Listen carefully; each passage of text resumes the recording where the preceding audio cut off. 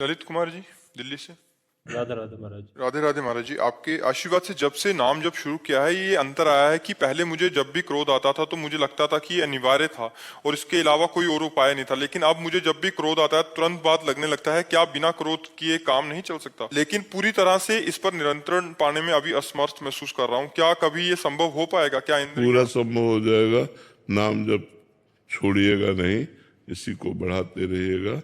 नाम जप में बहुत सामर्थ्य है। विवेक पूर्वक हम उस बात को बड़ी नम्रता से भी कह सकते हैं, जिसको हम सामने वाला क्रोध से कह रहा है, हम बड़ी नम्रता से कह सकते हैं, मुस्कुरा के कह सकते हैं, और वो क्रोधित होता रहे और मुस्कुराहट से अपनी बात कह के चल दिए। जहां क्रोध की ज्यादा संभावना हो वहां टिकना नहीं चाहिए। ज्यादा देर टिकने पर हो सकता है हमारा संयम बिगड़ जाए, इसलिए अपनी बात कहे और चल दे, फिर देखे, बाद में देखा जाएगा। क्योंकि उस समय तत्काल में उत्तर प्रत्युत्तर यदि होने लगा तो फिर उपजे क्रोध ज्ञानी के ही है।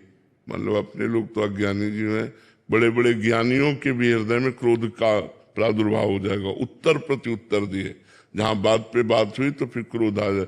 हमें चाहिए अपनी बात कह के चल देना। हम क्रोध से यदि बचना है तो हमको अपनी बात कह देना, हट जाना है।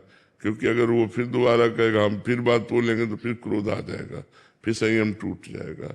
नाम जप और बढ़ाते रहिए और संयम से कीजिए। बड़ी कृपा है जो आप काम क्रोध आदि को संयम में लेना चाहते हैं, बड़े भगवान की कृपा है।